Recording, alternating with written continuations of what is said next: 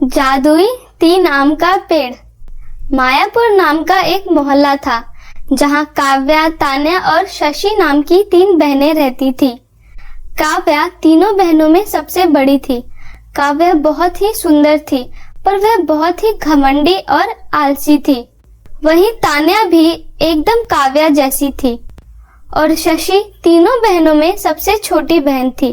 वह बहुत ज्यादा सुंदर तो नहीं थी, पर वह बहुत ही भली स्वभाव की एक लड़की थी। वह तीनों अपने माँ पापा के साथ रहती थी।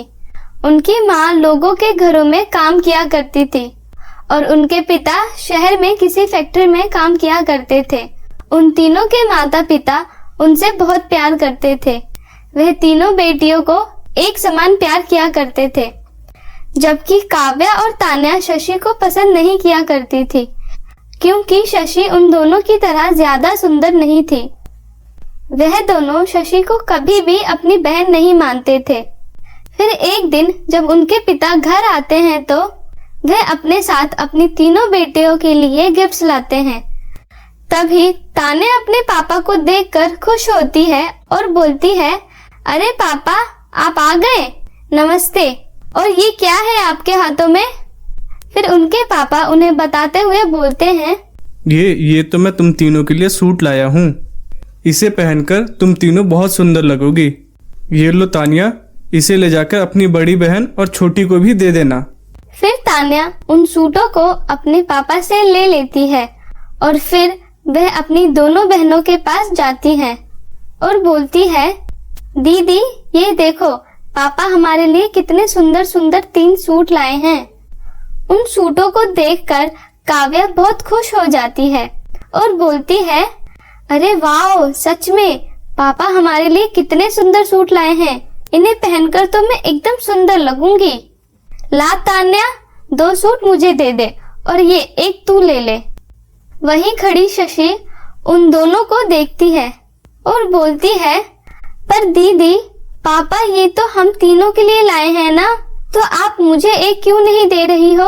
ये सब सुनकर तान्या बोलती है, देख रही हो दीदी, इसे सूट चाहिए, तू कुछ भी पहन ले, फिर भी तू बदसूरत ही लगेगी, एकदम काली बंदरिया जैसी। फिर दोनों शशि को सूट दिए बिना वहां से चले जाते हैं। ये सब सुनकर शशि बहुत ही उदास हो जाती है। फिर एक दिन काव्या की सहेली का जन्मदिन आता है। अपनी सहेली की पार्टी में जाने के लिए काव्या और तान्या दोनों ही तैयार हो रही होती हैं। उन्हें पार्टी में जाने के लिए तैयार होता देख शशि का भी मन पार्टी में जाने को करता है। फिर वह उन दोनों के पास जाकर बोलती है, दीदी क्या मैं भी आप दोनों के साथ पार्टी में चल सकती हूँ? तभी काव्या बोलती है, क्या हम तुझे ले जाए? हमारा दिमाग खराब नहीं है जो हम तुझे पार्टी में ले जाएंगे, अपनी बेइज्जती थोड़ी करवानी है हमें। तभी तान्या शशि को सुनाते हुए बोलती है, और सुन शशि की बच्ची, तुझसे ज्यादा सुंदर तो वहाँ के नौकर होंगे। देखो दीदी, इसे देखकर लगता है कि ये हमारी बहन है। हम दोनों कितने सुंदर हैं, और ये देखो एकदम कवाड़न लगती है। बचपन में माँ ने इस पर रहम करके किसी कूड़े के डब्बे से उठा लिया होगा शायद। यह सब सुनकर उनकी माँ वहाँ आ जाती है और फिर काव्या और तान्या को डांटते हुए बोलती है, ये क्या बकवास कर रही हो तुम दोनों? जिस तरह तुम दोनों मेरी बेटी हो, उसी तरह शशि भी मेरी ही बेटी है। और आज तुम दोनों कान खोलकर एक बात सुन लो, अगर आज के बाद तुम दोनों ने शशि को कभी भी बुरा भला बोला तो मुझसे बुरा कोई नहीं होगा। और एक बात और सुन लो, शशि भी तुम्हारे साथ पार्टी में जाएगी। तभी काव्या बोलने की कोशिश करती है, पर माँ।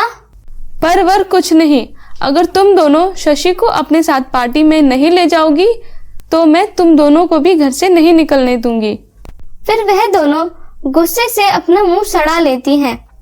फिर उनकी माँ शशि को बोलती है, बेटा शशि, चलो अब तुम भी तैयार हो जाओ, अब तुम भी पार्टी में जाओगी। फिर शशि खुश होकर तैयार होने लगती है। उसे तैयार होता देख उसकी बहनें आपस में बात करती हैं। तान्या बोलती है, जरा देखो तो इसे कैसे तैयार हो रही है, मेरा तो बिल्कुल मन नहीं कर रहा इसे अपने साथ ले जाने का, पर ले जाना पड़ेगा ना तान्या, माँ ने जो बोला है, नहीं तो वे हमें भी जाने नहीं देंगी। फिर तान्या बोलती है, इसको देखकर हमारे दोस्त हमारा कितना मजाक उड़ाएंगे, पर हम कर भी क्या सकते हैं। ओए शशि की बच्ची, चल बहुत सज लिया तूने, कितना भी सज ले, पर लगेगी तू तो काली बंदरिया ही ना। चल अब लेट हो रहा है।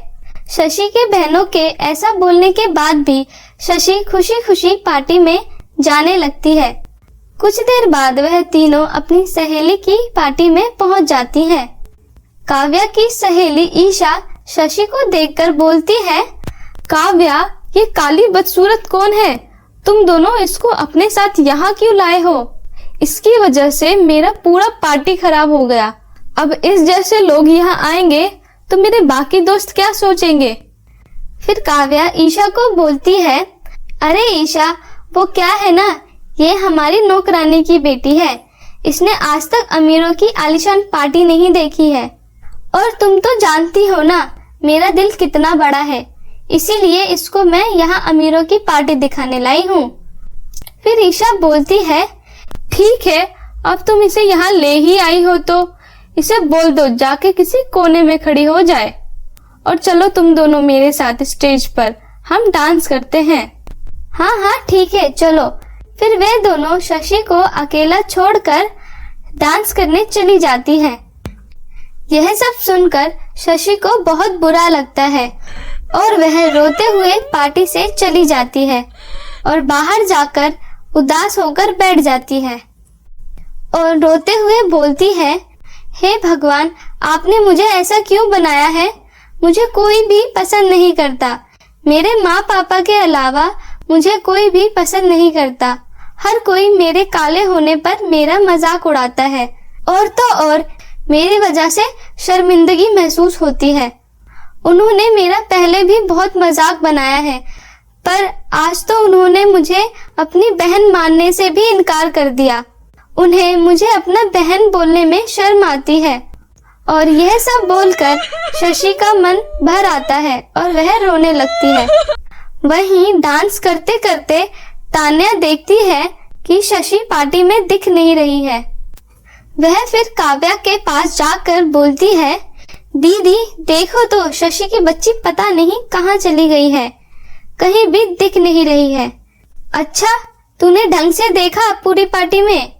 कहीं होगी इधर उधर, जाकर देख। नहीं दीदी, मैंने सब जगह देख लिया है, वह पार्टी में कहीं भी नहीं दिख रही है। फिर काव्या बोलती है, अरे यार, इस लड़की को तो पार्टी में लाना ही नहीं चाहिए था। चलो ढूंढो उसे, कहीं खो गई तो माँ हमारी पिटाई लगा देगी। चल तू उस तरफ जाकर देख और मैं इस तरफ जाकर देखती हूँ। फिर दोनों शशि को ढूंढने लगते हैं। तभी काव्या देखती है कि वह बाहर जाकर टेबल पर बैठी हुई है। फिर वह तान्या के पास जाकर बोलती है, देख तान्या कैसे बाहर जाकर बैठी है हमें परेशान करने के लिए, चल उसको भी बताते हैं। फिर वह दोनों शशि के पास जाती हैं और उसके पास जाते ही काव्या शशि को एक चाटा लगा देती है और बोलती है, बता के नहीं जा सकती थी, हम कितना परेशान हो रहे थे। तू क्या चाहती है, तू खो जाए और माँ हमारी पिटाई लगाए? चल अब यहीं बैठी रहे, हम पार्टी में जाते हैं और यहाँ से कहीं भाग मत जाइयो। और हाँ, ये सारी बात घर जाकर माँ को मत बता दियो, नहीं तो हम तुझे नहीं छोड़ेंगे। फिर शशि बोलती है, ठीक है दीदी, मैं कुछ नहीं बोलूंगी माँ को। और फिर वह दोनों पार्टी में चले जाते हैं और शशि वहीं टेबल पर उदास होकर बैठ जाती है।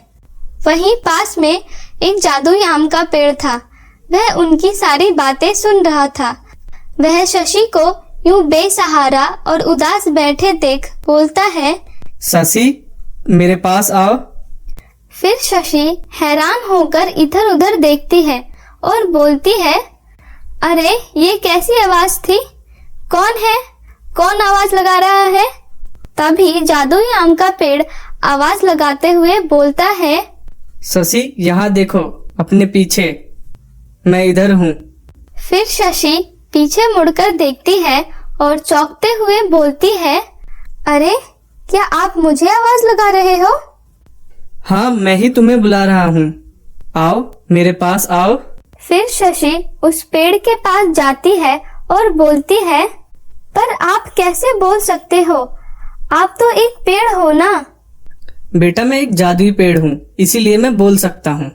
मैं कब से तुम सबकी बातें सुन रहा था और मैंने सुना कि तुम्हारी बहनें कैसे तुम्हारा मजाक उड़ाती हैं और तुम्हें पसंद भी नहीं करती। अगर मेरे फल को अपनी बहन को खिलाओगी तो वो दोनों बदसूरत हो जाएंगी और तुम खूबसूरत हो जाओगी। फिर शशि बोलती है, अरे नहीं नहीं जादुई पेड़, मुझे आपका कोई भी आम नहीं चाहिए। मैं नहीं चाहती मेरी दोनों बहनें बदसूरत हो। मैं उनके साथ ऐसा बिल्कुल भी नहीं कर सकती। फिर जादुई आम का पेड़ शशि से पूछता है कि क्यों? तुम ऐसा क्यों नहीं कर सकती? उन्हें भी तो पता चलना चाहिए कि कोई मजाक उड़ाता है तो कैसा लगता है। तो क्या हो गया अगर वो मेरा मजाक उड़ाती हैं तो? मैं फिर भी उनके साथ ऐसा दुर्व्यवहार नहीं कर सकती। आप मुझे माफ कर दीजिए, मैं आपका कोई भी आम का फल नहीं ले सकती। फिर शशि वहां से जाने वाली ही होती है कि तभी वह देखती है कि वह जादुई आम का पेड़ अचानक से 3 बड़े विशाल जादुई आम के पेड़ में बदल जाता है। शशि हैरान होकर पूछती है, अरे ये क्या हुआ? तो जादुई पेड़ उससे बोलता है, हम तुम्हारी परीक्षा ले रहे थे। तुम्हारे साथ तुम्हारी बहनें कितना बुरा व्यवहार करती हैं, फिर भी तुम अपनी बहनों से कितना प्यार करती हो। सच में तुम बहुत ही नेक और साफ दिल की लड़की हो। हम तीनों पेड़ तुम्हें एक एक आम देते हैं, जिससे तुम जो चाहो वो मांग सकती हो। फिर शशि बोलती है कि मैं क्या मांगू, मुझे ज्यादा कुछ नहीं चाहिए। मैं तो बस इतना चाहती हूँ कि सब मुझसे प्यार करे, कोई भी मेरे साथ दुर्व्यवहार ना करे। फिर जादुई पेड़ उससे बोलता है, ठीक है बेटी, तुम मेरे पेड़ का आम खा लो, फिर तुम्हें सब पसंद करने लगेंगे। फिर शशि वह आम खा लेती है और वह बहुत ही सुंदर लड़की में बदल जाती है। और वह पेड़ से पूछती है, क्या अब मेरी दोनों बहनें मुझसे प्यार करेंगी? उनको मैं पसंद आऊंगी? फिर जादुई आम का पेड़ बोलता है, देखो शशि, बात सुंदरता की नहीं है, बात मन की भी होनी चाहिए। क्योंकि तुम्हारी बहन तुम्हें सिर्फ सुंदरता की वजह से नहीं, अपने बुरे मन की वजह से तुम्हें पसंद नहीं करती। तुम्हें उनका मन बदलना होगा। ये लो, ये 2 आम अपनी बहनों को खिला देना, फिर उनका मन बदल जाएगा तुम्हारे प्रति। फिर उन्हें भी अपनी गलती का एहसास हो जाएगा। फिर शशि पेड़ को धन्यवाद बोलकर दोनों आम लेकर अपनी बहनों को खिला देती है। वह दोनों जैसे ही वह आम खाती हैं, उन्हें अपनी गलती का एहसास हो जाता है। वह शशि से माफी मांगती है और काव्या बोलती है, शशि मेरी छोटी बहन, हमें माफ कर दो। हमें अपनी सुंदरता पर बहुत घमंड था। हमने कभी भी तुम्हारे फीलिंग्स के बारे में नहीं सोचा, हमेशा तुम्हें बुरा भला कहा। हमें माफ कर दो। फिर शशि बोलती है, दीदी मैं आप दोनों से बिल्कुल भी नाराज नहीं हूँ, आप मुझसे माफी मत मांगिए। फिर काव्या बोलती है, ओ मेरी प्यारी छोटी बहन, चल अब हम घर चलते हैं, माँ इंतजार कर रही होगी। तो मेरे प्यारे दोस्तों, कैसी लगी आपको हमारी ये कहानी? प्लीज कमेंट करके जरूर बताएं और इसे अपने दोस्तों के साथ भी जरूर शेयर करें। और हाँ दोस्तों, अगर आपने अभी तक हमारे इस चैनल को सब्सक्राइब नहीं किया है तो प्लीज नीचे लाल बटन दबाकर अभी सब्सक्राइब कर लें। तो मिलती हूँ आपको किसी नई कहानी के साथ, तब तक अपना ध्यान रखें। Tata, bye bye.